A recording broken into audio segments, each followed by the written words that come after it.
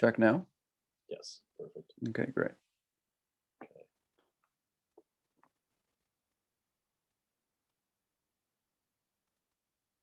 All right, so let's begin.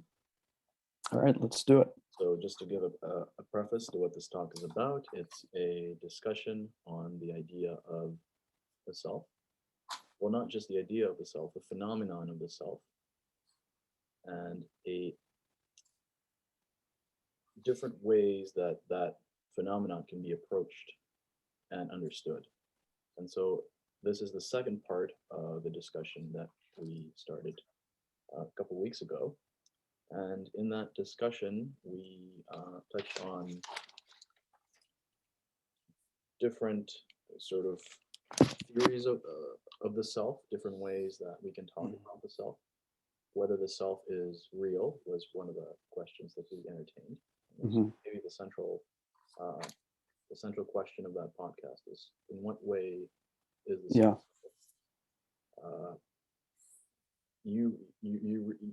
You started by talking about the self as some sort of as having an inherent self-reference, right? Looking back, a sort of and the occurrence of the term self in self-reference appears to be equivocating, but it is a different meaning of the word self in when you say self-reference, right? It's identity as such, as opposed to the self of a human being, right? So when I say self-reference, that means that a statement can be self-referential, but perhaps for a statement to be self-referential, there has to be some condition of selfhood that realizes that. And so there's this underlying broader self-reference that's underlying any other form of self-reference that occurs in computer science, that occurs in natural language, that occurs in, but that's probably wrong, because there are ways that self-reference, I guess, can occur at the genetic level, or at the level of gene transcription and translation and encoding. So when we say self-reference about the self, is that the self, there is something that recognizes itself as such, right? Yeah. So that thing that you go ahead, sorry. brought up, and then we talked about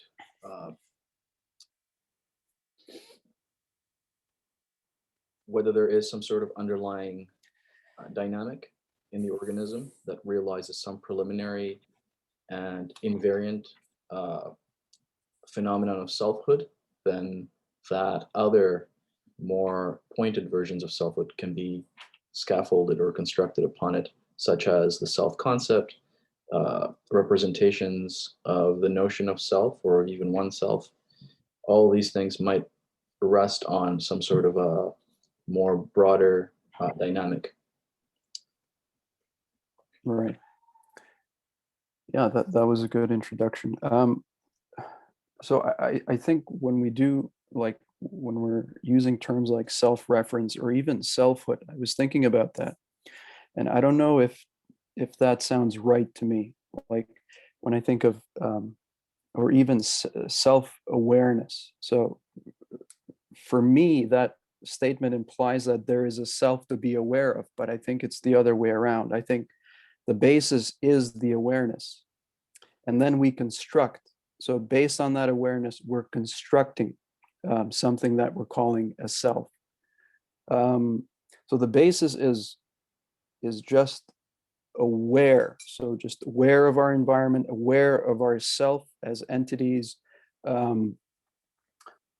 aware of other people, aware that we have certain tools at our disposal, and then we have language. So I struggle with thinking that there is a self there to be aware of. It's just awareness. Well, let's.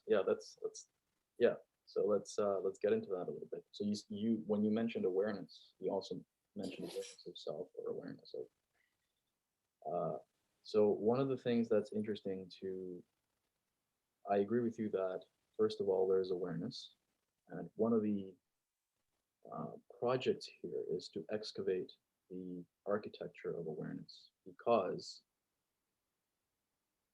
awareness is a bit of an elusive phenomenon, and there are multivariate sort of valences or qualities to it. And so, what I was going to bring up or raise is what are the appropriate methodologies for approaching awareness as a phenomenon.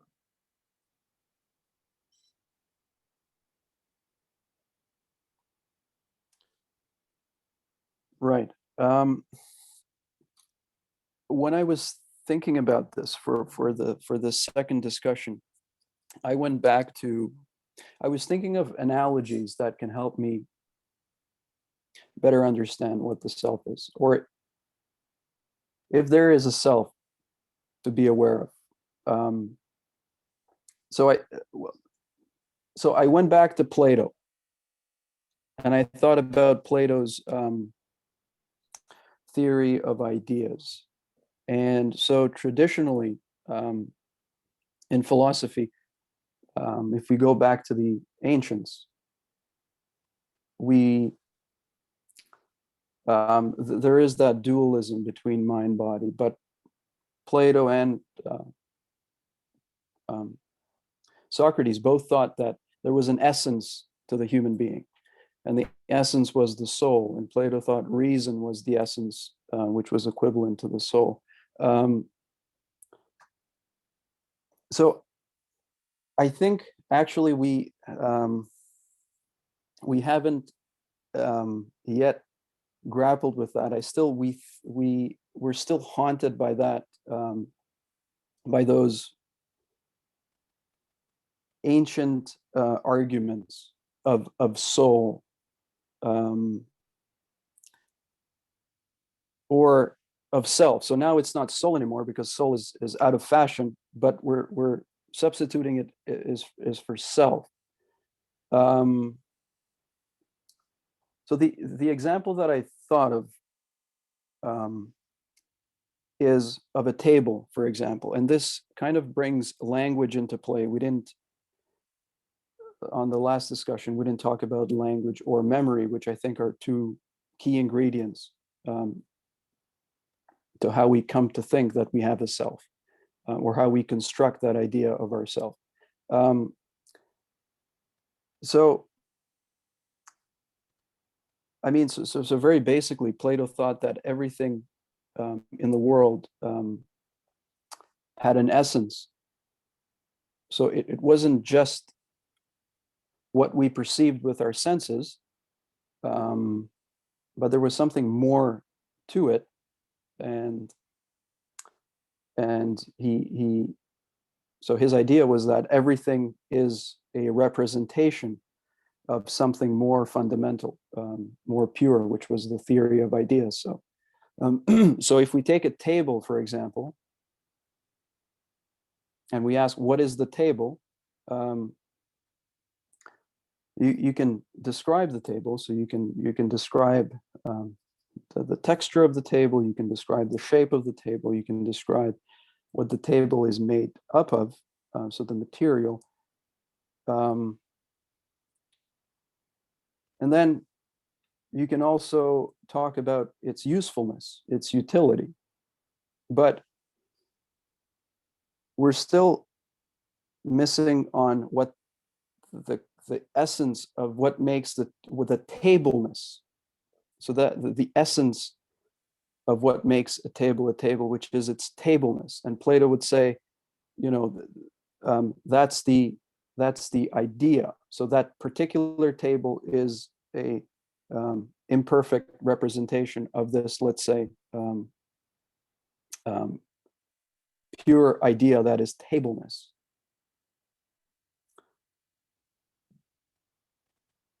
So So I thought maybe we can look at the self in that way as well.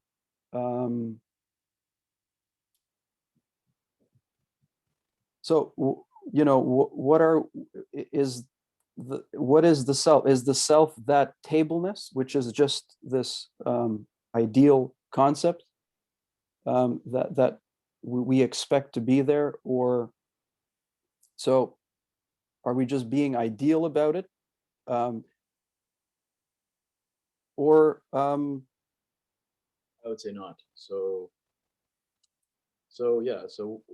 Okay. So I think that's a really good point of departure, is the idea of essences, or what are essences and how do they factor into any discussion. You can't have a discussion without having a conceptual schema that makes that is a condition of possibility for any sort of reference to the world, right?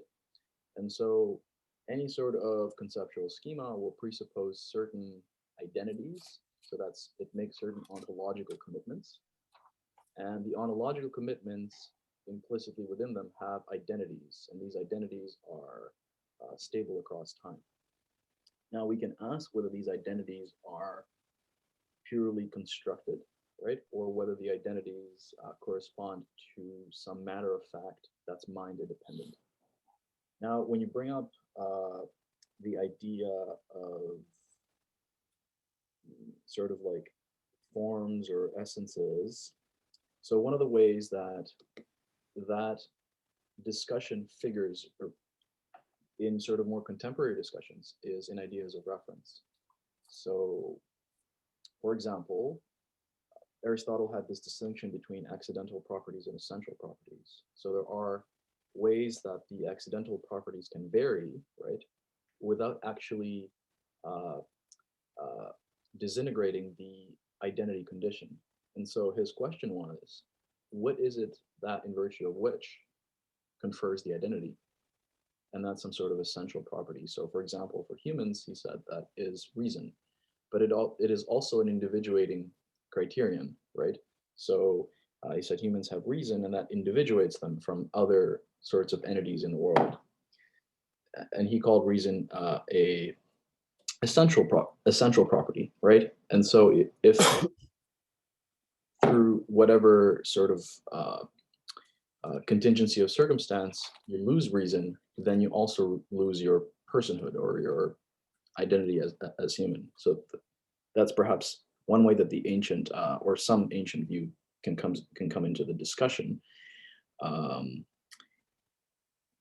So I do think that the idea of essences can play a role in notions of the self, because the self is an identity that's stable across time.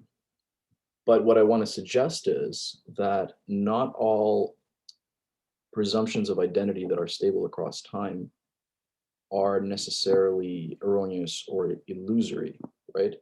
So we have to have kind of a sophisticated understanding of the way this works. So for example, if you bring up the idea of a table,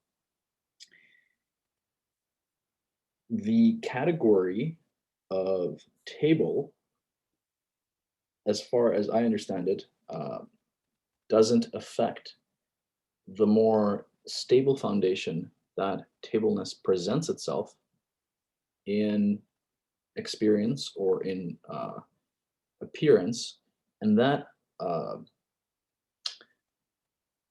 individuation or identity is actually a byproduct of the perceptual system. So there are certain categories that are built by reference to identities that present themselves as such in appearance. And you can say that there are certain structures or there are certain cognitive processes that are contributing to appearances appearing as such, but that the category itself is more of a label on that already predefined, pre-structured identity. So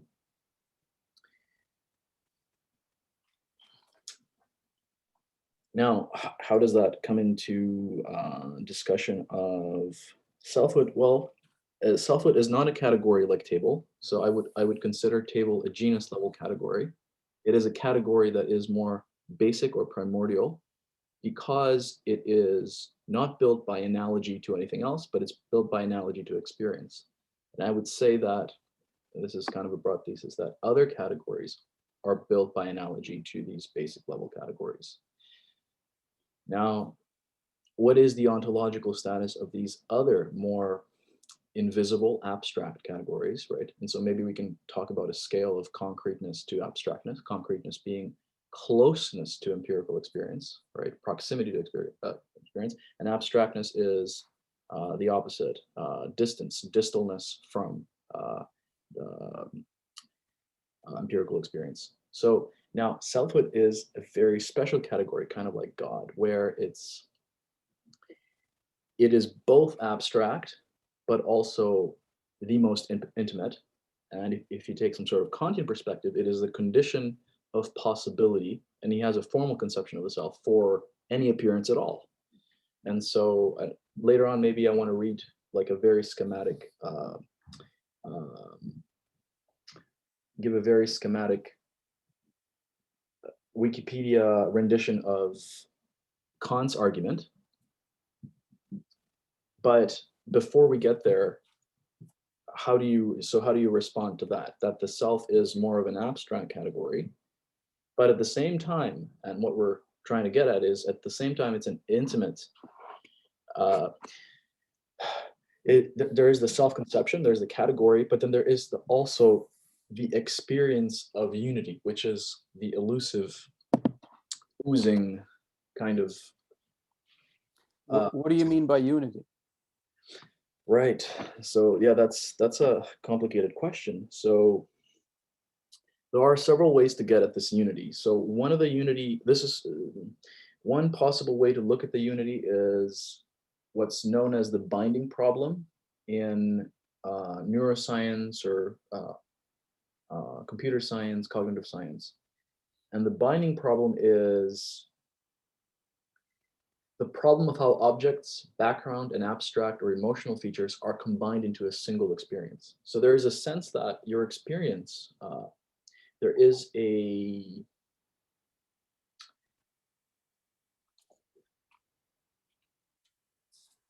a flowing or an integrity to it that is continuous rather than discrete or disconnected. And so this idea of binding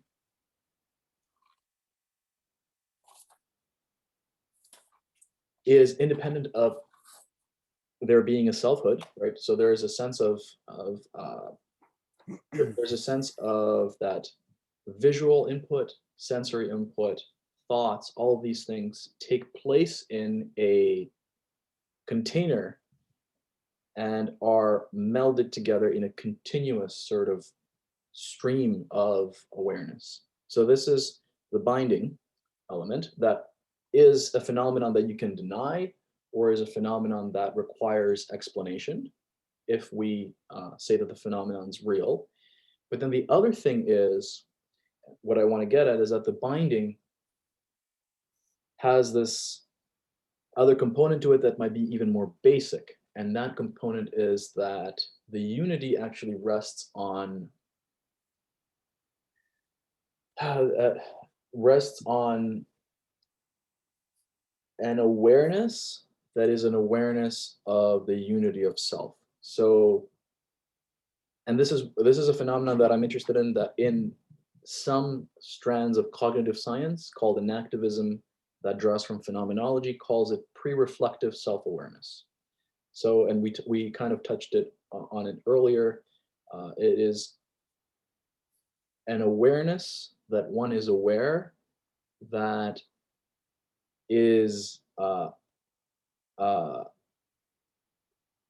concomitant with any awareness that is transitive, that is awareness of things. So this particular aspect of awareness is just, there's no thought, it's just an awareness of it, it's a minimal awareness that one is.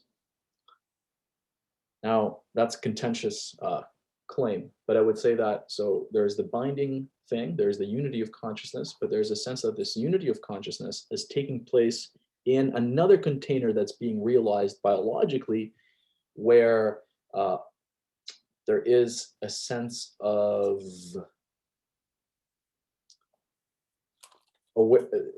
pre-reflective awareness of that one is aware, or awareness of self. That kind of begs the question a little bit, and maybe we can get into it a bit deeper. But Yeah. So you mentioned is the self, and is the self, well, you said it's partly the self is abstract, but our experience of it, yes, we have this intimate experience of what it means to be us, and at the same time, the self is this abstract concept that we can't touch or feel. Well, I mean, we can feel it in different ways, but so I still get the sense that in talking about the self and everything we're saying, we're still we're talking around it, but we're talking as if there is something there, and we're just sort of getting to it, like we're arguing for something that is self, and I'm not sure. So let me just order some terms that are related to this topic. So human beings have consciousness, right? So consciousness, that's the on that, so what is consciousness? yeah. So consciousness is awareness. Right. So any awake, And let's say, what's that? any awake state. Any awake state. That's right. So it's awareness of external phenomena and awareness of ourselves. Now, I think there is Right. and awareness of us as separate entities from others. There you go. So that was minimal. That is part and parcel of the phenomenon that I was trying to point out, which is called pre-reflective, could be called pre-reflective self-awareness. But yeah, sorry, go on. Now, so that's consciousness, right? So that's the basis of everything that we're talking about. Now, then we come down to mind, right? Mind is a concept. So by mind, we mean this space where mental contents.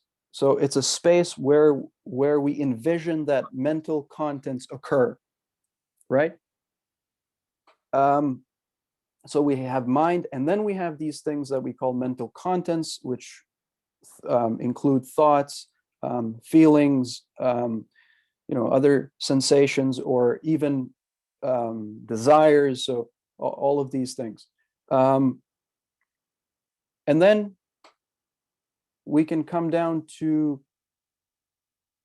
now this is where it gets tricky, because the self arises out of the awareness. Now, the self is, so again, it's just the awareness of ourselves as physical beings and beings that do things and behave. So we're just watching ourselves. And now the other ingredient that we have to talk about is language, because without language, there would be no self. I disagree with that. So you brought up some really interesting points. So, and I really like the way that you progressed there from consciousness as awareness, and then that's kind of a bit of a regress problem. What is awareness? Well, define it as an awake state. And then I like that you said that the mental or mentality is more of an abstract concept.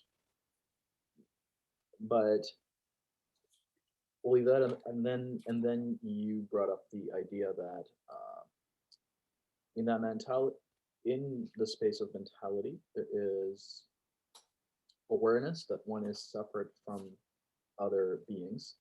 So what I was trying to suggest at the onset of the discussion is that these disparate references to awareness of the body, awareness of oneself as separate from other entities, but also awareness of desires, thoughts, feelings. This is painting with a homogeneous brush,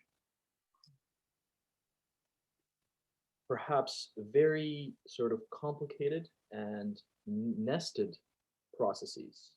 So perhaps it is that there is some level of hierarchy in the processes of awareness without getting into the phenomenology of how things appear or to awareness, right? Which might get on later. And that this, for example, you refer to awareness of a body, right, which is called proprioception. And it's like it's a scientific term, proprioception, uh, proprioception. And then there is interoception, which is a more newer term of art.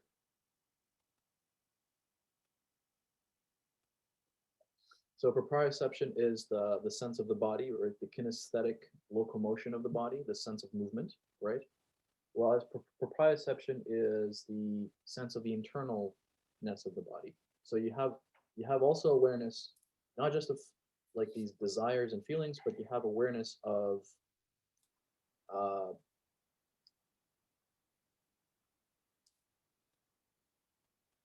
you get information from disparate and disparate, but sort of distant parts of the body that are all being integrated in some, for lack of a better word, field or container. And you're experiencing all of these things through modes of simultaneity, right? There is simultaneous sense of movement, sense of the internal body, but also uh, emotions, right? Oozing emotions, and also emotions, also uh, thoughts, right? Which are have propositional contents, are have words in them, and you brought up language. Now, what's being suggested is that underlying all of these forms of perception or awareness, right? Perception of the external world, perception of movement, kinesthetic movement, perception of the internal, some awareness or perception of the internal processes of the body, and then perception of one's own uh, thoughts and more elusive contents like desires and wishes and hatreds and all these things are happening in a container that is presupposing a unity, and that this container is the realization of the bottleneck of awareness, which can be thought of as the present moment protracting, having some temporal width. And this sort of looping, right, being a periodic function that is constantly on, And in this loop that realizes this bottleneck of awareness, all of this information is being presented. But for this loop to be there, it has to have a unitary or perhaps a stable or invariant structure. And that unitary invariant structure presupposes some, or realizes some more basic non-transitive sense of self. In so many words, it's drawing a distinction between transitive and non-transitive awareness. But yeah, so I'll just throw that out there and see. Right. Well, can you just briefly define transitive and non-transitive awareness? Right. So transitive awareness is when you're aware of, let's say you're aware of a pain in your left foot, right? Or a pain in your finger, or you're aware of an object in the room, you're aware of a person, right? You're aware of a thought. All of this has a transitive in the sense that it is let's say, object oriented. It's oriented towards something other than itself, right? And that thing can be abstract. It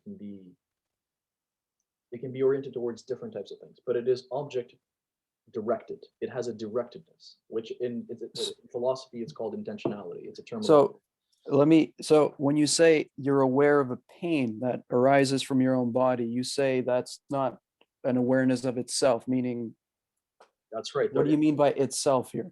That's right. So that's right. So it's not that there is just awareness of objects. It appears to be the case that there is also a unitary structure of non-transitive awareness that is a precondition for any awareness that is of something. Now that's a contentious thing, but here are some reasons that might make it plausible. If you were just aware of discrete things, right? First of all, they wouldn't be unified, right? So there's a sense that you're aware of many things in a simultaneous way without making the term simultaneous, without formalizing simultaneity here, but there's a sense that they're overlapping in time, right? And you can sort of say that some correlate to that is that the brain is massive parallel processing, right? Lateralized functions happening at the same time. But all of that processing somehow some of that is fitted through the bottleneck of what we call awareness, which is this seeing of the thing while seeing of yourself. So the seeing of yourself is a precondition for the seeing of the thing. So this is, and self here doesn't have to be a concept. It's this integrative loop that forms the global workspace, this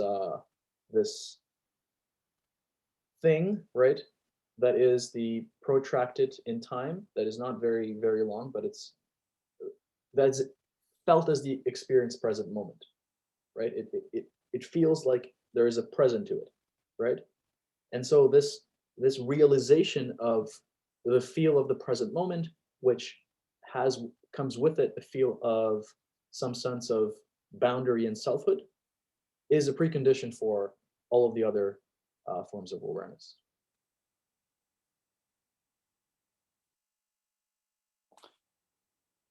Right.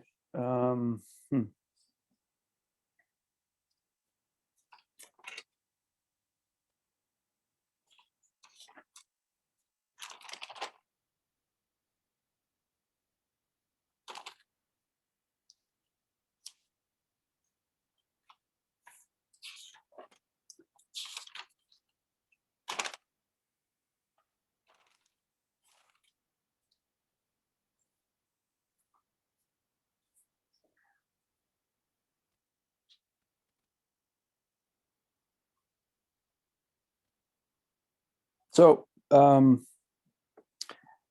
transitive and non-transitive awareness. So transitive awareness is awareness.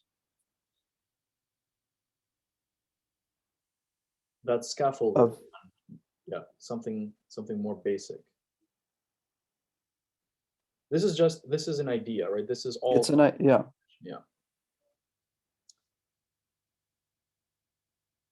Yeah.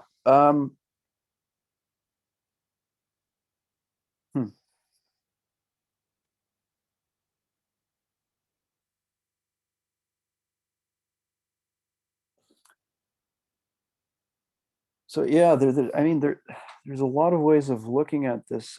So when I think about it,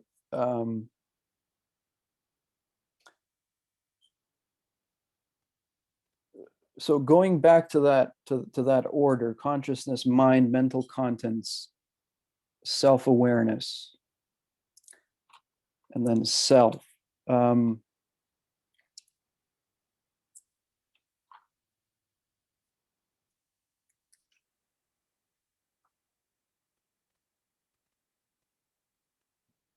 So the mind, the way I see it, the mind is a property of awareness, right? It isn't like there is something to be I mean, clearly it's a concept, right? Mind is a concept uh, that we construct Right. to make sense of certain Thoughts. What's that? But what about your feelings and thoughts, right? So this is the question. You can think that the mind is a concept, but the question is whether the mental happening, or rather that these things that we have words for, like feelings and desires, whether these are events that have some correlate that is physically realized. You could say that they're illusory, or you could say that they're real, but that they're one popular philosophical view about looking at them is that they're coarse-grained concepts, which means that it's more like folk psychology. These categories have been culturally built, right? Desires and feelings. But of course, there's a more nuanced story that's taking place at at the neural substrate. That is a correlate to some of these disparate things that we refer to. Now we know that this is not false. We know that the brain has a structure, and one of the great theses that's been more or less corroborated in the 20th century is that brain function is both plastic, but it's actually also lateralized. So there are areas in the brain that have specialized functions. It doesn't mean that that function cannot be in part that area of the brain cannot be rewritten, but there are limits to what it can be rewritten, and that these different areas consist of different networks that realize these functions. So, for example, when you make plans, you have abstract thoughts. We know that these are housed in the neocortex, the prefrontal cortex. But when you have hunger, and these are regulated, at the lower areas of the brain, like the brainstem, etc., and then emotions. So we know that all of these things that we refer to actually have physical correlates. They're not just they cannot be brushed away, right? So we have different sort of categories to refer to these things, and there are ways that they correlate to the brain structure. Now the real question is just what are the specificities of that correlation? And that's marginal to this discussion, but that's what I would say to that. So yes, the mind mentality is a concept, but the fact that we have concepts in the head, in the brain, that's a fact. I would say I wouldn't deny that. That we have concepts in the brain? That's right. That the brain realizes ideas, that ideas are things that take place in the mind, that these things that we call ideas are they're housed or hosted in an infrastructure that we call language, and that ideas in lieu of language, I think, would be very limited, or they would be more imagistic in kind. So I do agree with Hume in some sense that, and with Kant obviously, but that some mental contents obviously are scaffolded from external stimuli or perceptions, but in lieu of language, then ideas would be sort of more imagistic. It would be what in cognitive science you have sort of brain images, and these are representations of experiences that are more like episodic memory, but it could also be semantic. So, but anyways, let me not. You get what I mean? Mm-hmm. Yeah, I mean, so thoughts, if we look at what thoughts are, so you're saying thoughts are housed, or ideas are housed in the what did you say, the mind or the brain? You could say either way, right? Both the mind and the brain. So what makes They're housed in the brain. I don't think they're in this cup. They're definitely okay, here. you experience them there for, yeah, sure. I don't disagree that Here. I don't disagree that we experience thoughts and ideas as if they're happening That's here. So no, I don't think we experience them as happening here. We experience them as happening. Other cultures thought that the the heart was where things were oozing from. I think that that fact is a cultural discovery. So you're bringing to bear, uh, you know, uh, what I would call factual or knowledge that is affecting your view of the sense that they're here. I don't think they're experienced as being located here, but well, since the brain is here and they're that's something that housed, we discovered. That's something that we discovered. I don't think that's something that we experience. right? So okay. So how do we then how do we experience thoughts? They're non-localized. Yes, I, So yeah, so they're non-localized. Um, so if we look at the difference between articulated speech and a thought, there's not much of a difference. I mean, the difference is articulated speech. Um, I mean, there's with articulated speech, there's sound waves that are coming out of us. So, and those sound waves are detected by other by our input, and other human beings detect those sound waves, or the microphone is picking up on the sound waves that I'm creating and transmitting them. Now, in terms of thoughts, they're just internalized. We use language to internalize our ability um, to put together, um, to whatever, to express an idea, like to well, that's right. You're hitting the nail on the head there. That this, what we call interior space, is is something that is, I think, is amplified in large part by language, right? The infrastructure of language. That it's sort of uh, uh, horizontal expansion or non-local expansion is realized by this symbolic structure that we call language that has infinite recursive sort of features or potentiality. You can create from a finite set of symbols. You can create an infinite set of meaningful combinations. I think that does amplify the internal space, and I think that that interiority that's exacerbated by the uh, language then also plays a role in self-awareness, what's called self-awareness, right? But this is, I think this is what's at stake here, is that there is a sense of self-awareness that's happening at the highest level of thought, right? And then there is a sense of self-awareness that's more what I would call minimal. And this, or purely, uh, it is a little elusive. It is minimal, that is purely experiential, that doesn't have any sort of propositional contents at all. This is kind of the hypothesis that then that higher order self-awareness that's bringing to bear the right. globalized vocabulary and conceptual schema of language is resting on this more basic uh, awareness that's unitary, right? It doesn't have a concept of self, right?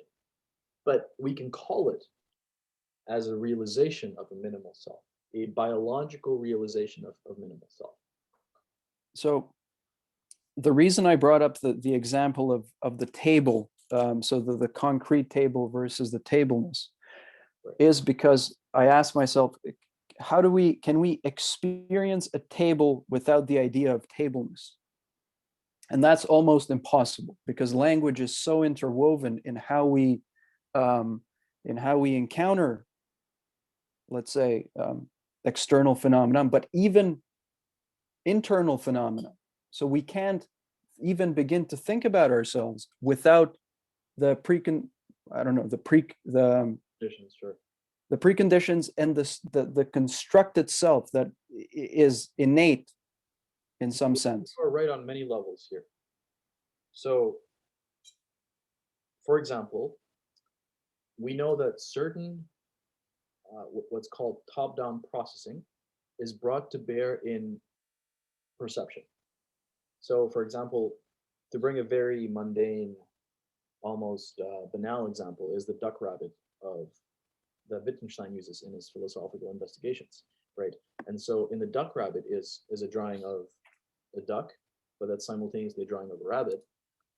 And when you're primed with the concept of duck, you might see duck, not seeing rabbit, right? But then when you're primed, not even primed, if somebody like tells you like you could see a rabbit, then you do see a rabbit.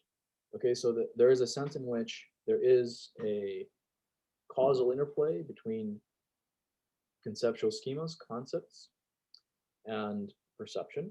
But to also contend a little bit with what you were saying, I don't think that language is a precondition for perception. I think you would still perceive the table if you didn't have language. And I think the cat perceives the table in more or less the same way that you do,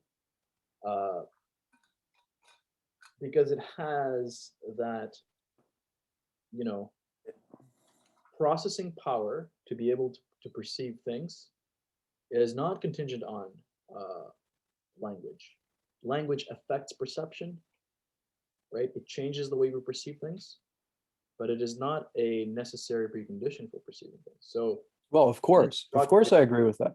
Yeah, well, yeah, exactly. So, but the cat doesn't perceive the table as being a table. So that's my point. It's not that the cat perceives an object, of course. It perceives it as a stable identity.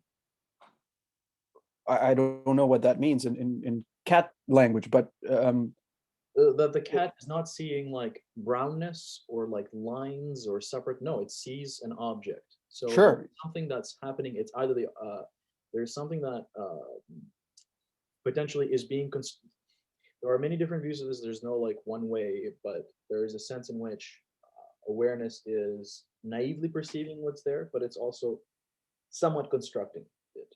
So because it's not obvious how perception is even possible, right? So to think of this more empirically, scientifically, is how is it that the mind is able to represent or present the world perceptually? That's a complicated question, not worth getting into, because it's a whole that. But right. So, but you do agree with that? Of course, yeah. I mean, language is not a precondition of perception. I wasn't saying that, but it's a precondition of a certain meaningful perception, or useful perception, or looking at, or even thinking about ourselves as selves. I think language affords that. That's what it affords us, to look at to think about ourselves as selves.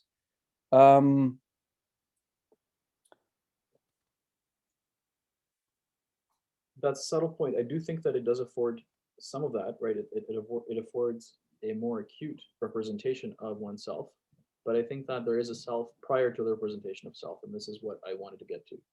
So sorry, say that again. There is a self prior to? That's right, the representation of self. The representation of self. Kind of, and it's not a hard line between representations and things that are not conditioned by representation. So, for example, just to give an example, is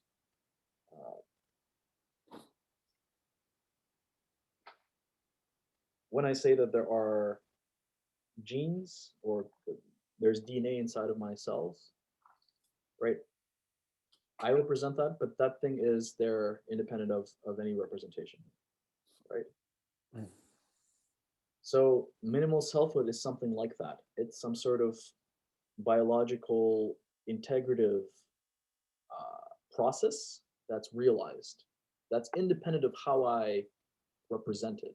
Then there is a sense of self that is. How do you come to know about the minimal self, as you call it? Right. So that's the question that I was going to raise: is what is the methodology for discovering these things? Yeah. Yeah. So this phenomenon, right, which is almost inextricable from talk about consciousness as a phenomenon, right, is unique in that most other phenomena are investigated in a purely third person, um, we call objective way, where you can, however, it appears to be that you cannot um, discover the what you could call natural kinds, right? Or the category, the individuation criteria from purely looking at brain firings, looking at neuronal structure. None of this uh, would be sufficient for knowing what's going on in the head, because what's going on, what we call what's going on in awareness, is most directly aware,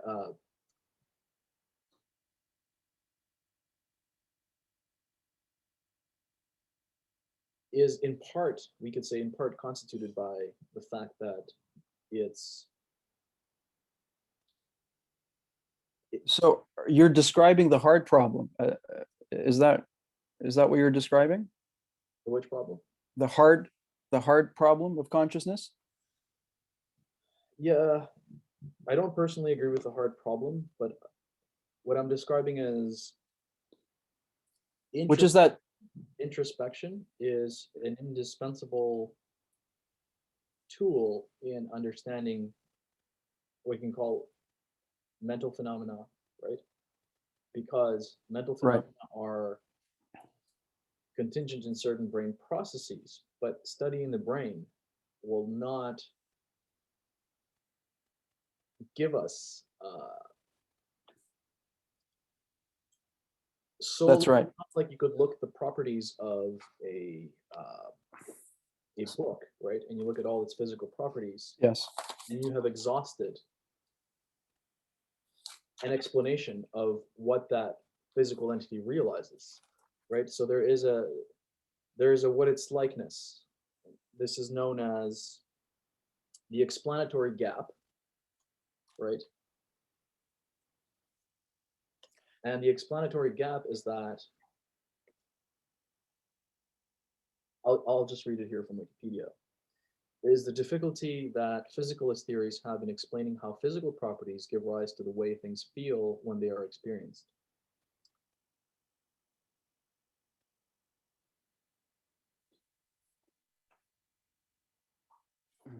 So, so there are two avenues to, first of all, is introspection a good guide to getting clear on what's actually going on? So there are limits to introspection, because introspection is not systematic. It it doesn't submit itself to the constraints that science or empirical science does, right? On the other hand, without internal intimacy or acquaintance with these internal contents, without acquaintance with internal contents, you wouldn't even have a uh, understanding of this phenomenon at all. So the starting point is that you have uh, this acquaintance Right. with these contents. So you So have a you cannot make progress on this phenomenon without triangulating both between things as they're experienced, right? And you could say that you could get some sort of discipline or discipline or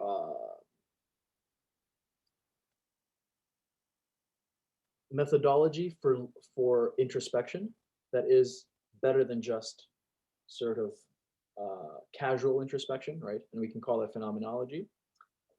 But that itself also is not sufficient. You need to see how that the findings of phenomenology then might be consistent with some observations that are third person, right, of brain behavior. And so triangulating between brain science and third person observation of the brain and systematic understanding of the brain's structure and how it potentially realizes certain functions. Psychology, right, which is looking at, which is the science of the mind. And then Right. finally, it is, and finally, you have to have also some introspective components that is looking at the way that things appear and not Yeah. phenomenology. So you're So saying that it's an interdisciplinary endeavor, like, one branch can't sort of deliver us the goods. It's yeah, and I agree with you that introspection, introspection is a limited kind of awareness. Clearly, it's not taking into account all of the processes that are happening. Intuition is flawed, right? I mean,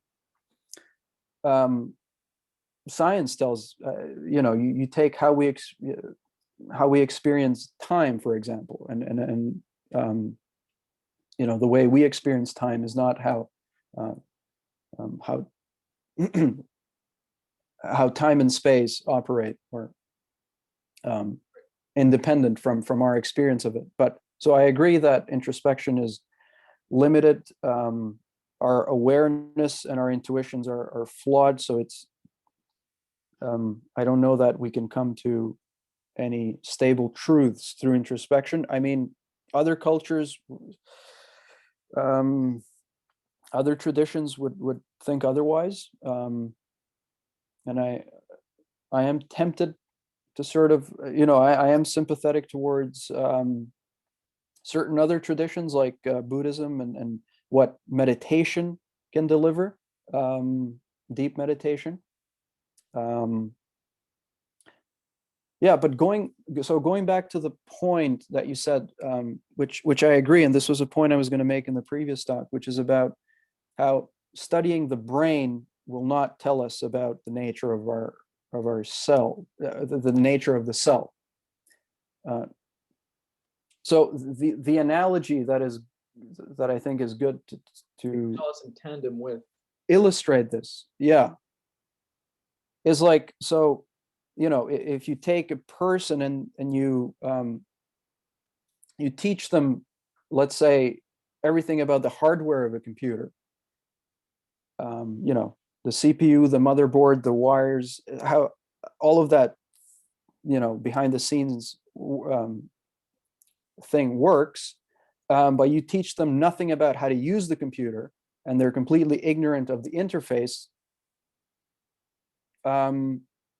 they won't know how to, so they won't be aware of the software. So the hardware will not give them the experience of using a computer, which is kind of the way I see the brain. So let's say neuroscience and brain studies and human experience, how we experience, so it's analogous to the interface or the software of using a computer with the hardware. So I kind of see it what you're getting at. I think what you're saying is it's more of the software hardware distinction, which is the hardware knowledge of the hardware will not necessarily give you knowledge of the software. So you have to have some level of intelligibility, right? That requires you to understand that the hardware is what that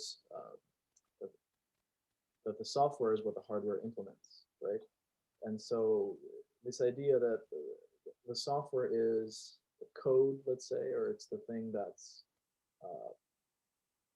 hardware independent in the sense that it can be implemented in different, hardware, is similar to, this is like an old metaphor to the relationship of the mind to the brain.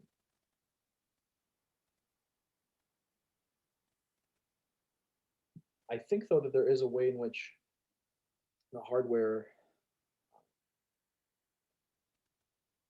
this is the functionalist account that's trying to unify how the mind relates to the brain and how the software relates to hardware, is that the software is just what the hardware does, right? So it's the processes that it realizes. Now, there's this argument that says that the computer doesn't actually realize these processes. All the computer does is certain physical causal sequences, and that the processes require a human mind, a human interpreter, to be read into it. So the algorithms are the processes, right, let's say. Mhm. It's a bit of a subtle and discussion, or kind of a disagreement between what's known as original intentionality, right? The human mind is the grounder of meaning.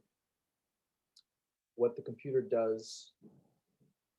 doesn't have any intrinsic meaning.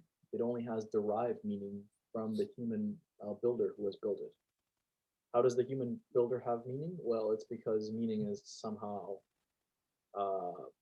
biologically and realized and hosted in the mind through mental contents, etc., etc.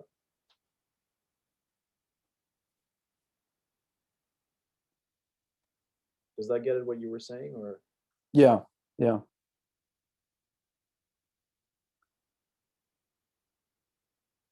But I think it could be used to dissolve.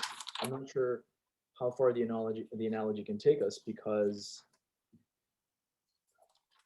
you could say that the computer is kind of like a mind, where, you know, if a human were just looking at like the little like circuitry, it wouldn't be able to see the software, right? It's only, the software is only realized at the higher level, when you're actually like interacting with the program. At the level of the hardware, you can't see the software, right? That's right. So the software is the experience. So that's our subjectivity. But if you study the brain, it's not going to give you certain, it's not going to give you the experience. So yeah, I mean, it is, this is a fact that studying the brain will not give us why we experience certain things. Or, I mean, why music is so moving, why we appreciate art. I don't think studying the brain can give us those answers. It can give us explanations, but I think it doesn't give us the datum. The thing is with with mentality is that the datum is internal. Yeah. Datum is the thing that's experienced, which is the experience. All other activities as well. It's the ground for science, and so it's, yeah. So the datum, or the data for the phenomenon of mentality, and then of this other even higher concept of selfhood, has to be garnered from this internal process that we called introspection, right? Which is perceiving, Yeah. ability to observe internal phenomena as they're happening. So obviously there is a distinction there that's implicit between certain acts of awareness, certain mental contents, and the ability to actually represent these mental contents. Mm-hmm. Right? I wanted to say to oneself, but that's begging the question. Let me read to you the Wikipedia rendition of Kant's transcendental unity of apperception. So it's something like this in its most bare bones premises. All experience is the succession of a variety of contents. To be experienced at all, the successive data must be combined or held together in a unity of consciousness. Unity of consciousness, therefore, implies a unity of self. The unity of self is as much an object of experience as anything is. Therefore, experience both of the self and its objects rests on an act of synthesis that, because they are conditions of any experience, are not themselves experienced. These prior syntheses are made possible by the categories. Categories allow us to synthesize the self and the objects. Now, the categories are problematic and complex to understand, but this is the kind of crux of the thing, is that experience, both of the self and its object, rests on an act of synthesis that, because they are the conditions of any experience, these acts of synthesis are not themselves experienced. We can replace that with sort of brain functions not being experienced. This does not necessarily do justice to Kant's views, but those are not themselves experienced, but they realize what's experienced. Right. Or they play a constant role in what's experienced. But this argument is saying that for anything to be experienced, there has to be a unity of consciousness. And this unity of consciousness is realized as a precondition for any experience whatever. Okay, let's linger on that maybe a little bit. So unity of consciousness, what does it mean by unity of consciousness? That's a good question. And unity of consciousness is a precondition of everything that is experienced? Yes. Let me see. So Searle has some interesting, I think he buys into some version of this thesis himself. And I think he has a good sort of explanation.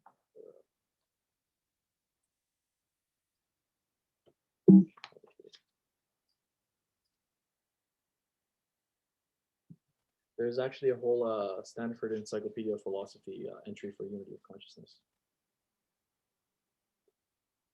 This is how it begins. This is interesting. Human consciousness usually displays a striking unity. When one experiences a noise and, say, pain, one is not conscious of the noise and then separately of the pain. One is conscious of the noise and pain together as aspects of a single conscious experience. So this goes hand in hand with what I was saying, is that there is a simultaneity, there's an overlapping of these different aspects of contents or awareness that are being realized, and they're all sort of being integrated in this workspace that I referred to earlier, this bottleneck of awareness. And phenomenology is one methodology in the toolkit that could give us a hint of the invariant structure that the brain realizes in all of us as the ground for all other awarenesses. Right? But yeah, this is the entry to the unity of consciousness article on the Stanford Encyclopedia of Philosophy. Since at least the time of Immanuel Kant, this phenomenon has been called the unity of consciousness. More generally, it is consciousness not of A and separately of B and separately of C, but of A and B and C together as the contents of a single conscious state. Historically, the notion of unity of consciousness has played a very large role in thought about the mind. Indeed, as we will see, it figured centrally in some of the most influential arguments about the mind from the time of Descartes to the 20th century. In the early part of the 20th century, the notion largely disappeared for a time, but since the 1960s, analytic philosophers and others have begun to pay heed or attention to it again.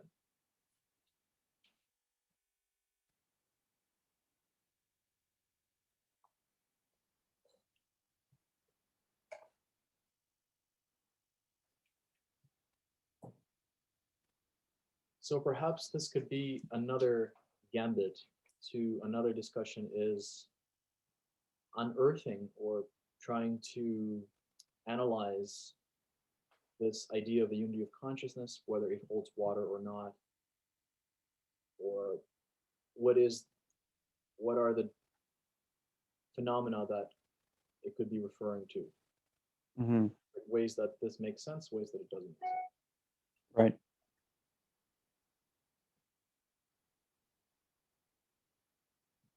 Yeah, that could be a possible um, topic for the next discussion.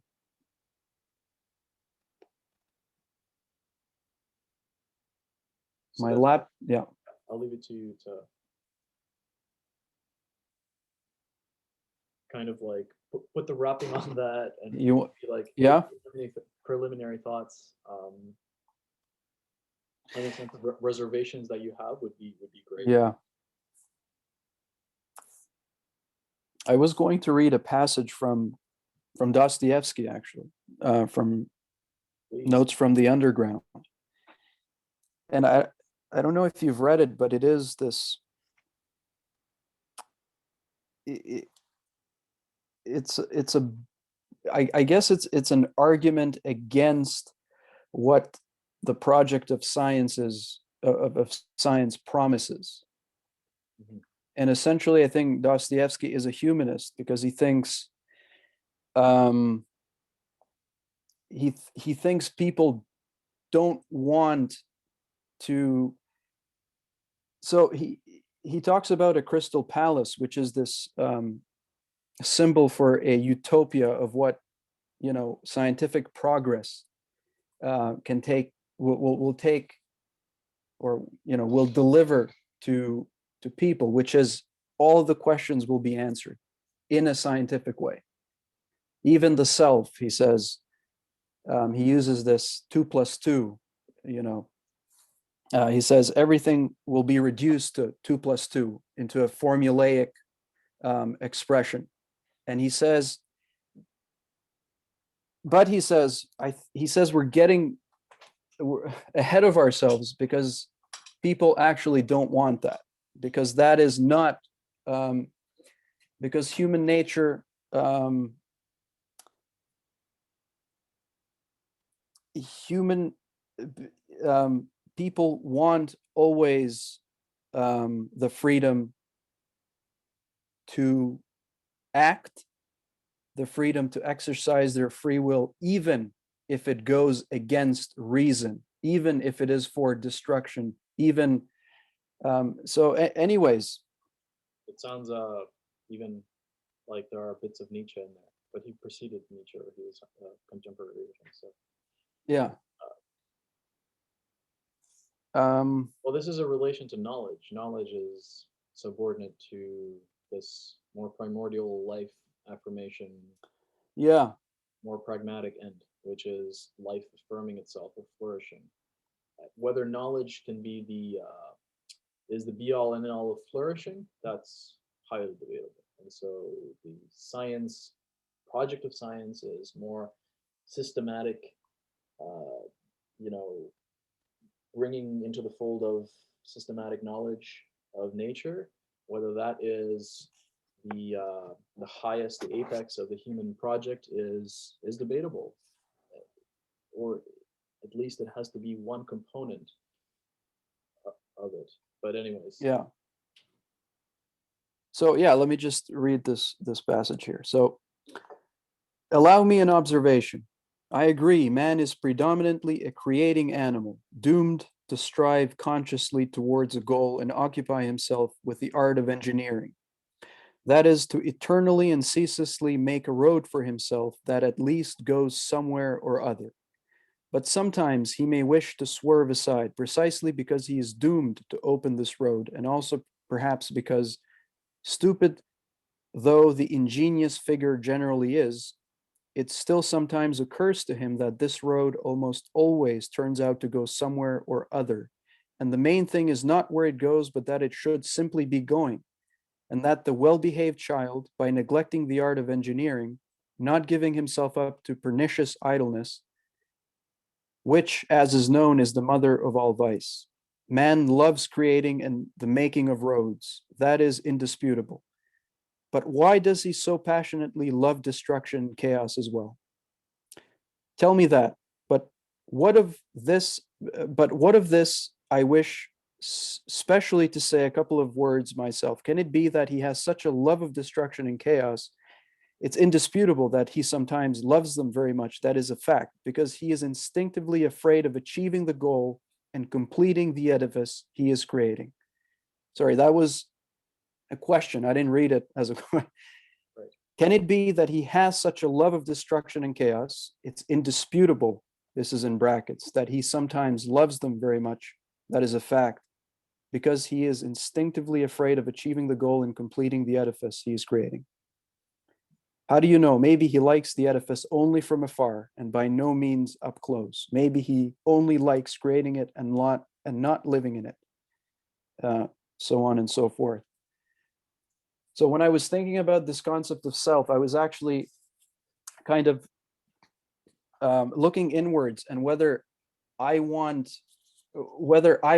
someone to tell me what the self is, how would I feel if science came out and said, you know what, we've figured it out, this is what it is. For me, it's a very personal thing that I love, thinking about myself. And I don't necessarily, I've noticed in myself that when I do read these claims that, oh, this is what it is, or this is what it is, I am very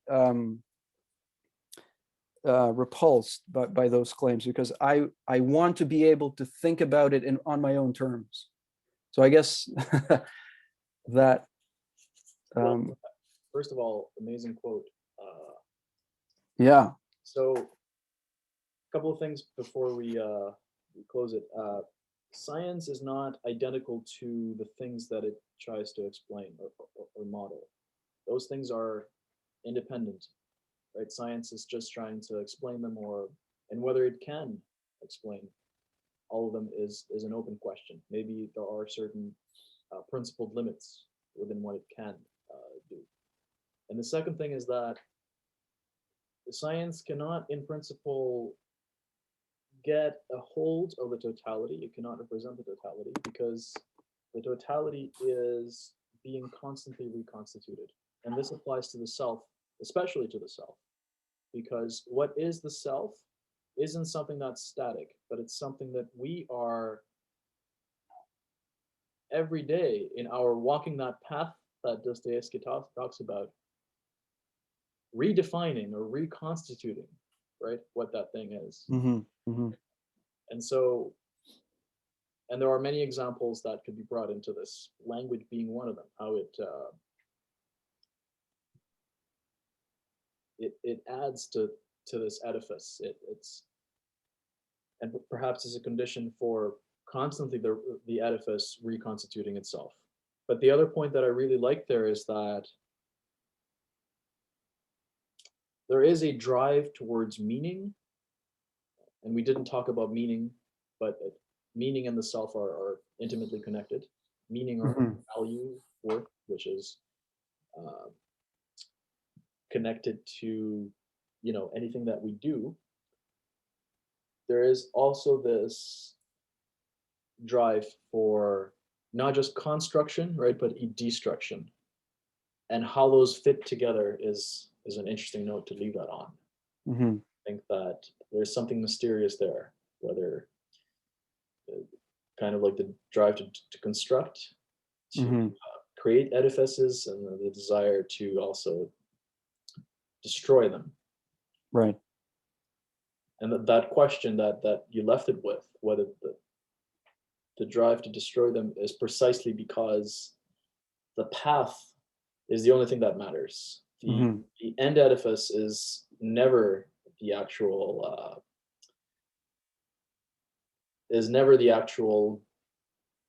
goal of arrival. It's always the movement towards. That's right. That's right. That. Yeah. So it looks like the next conversation will also be about this topic, unless since it doesn't feel like we concluded it. It didn't end on a concluding note. So if we both agree, we could do a third one on this topic. Absolutely. If thousands of years of history have not concluded this topic, then Yeah. we won't. Yeah, that's right.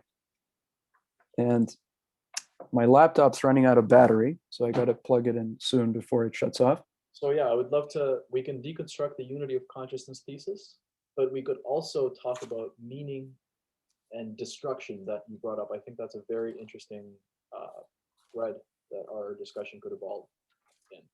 Yeah, I'll just make a note of those 2 points so that I can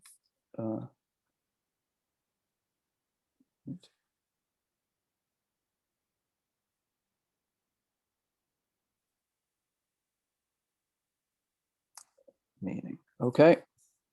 All right. This was fun. Definitely fun, yeah. It was constructive. Yeah. So I'm just gonna stop the recording here. Okay, I'm gonna stop as well.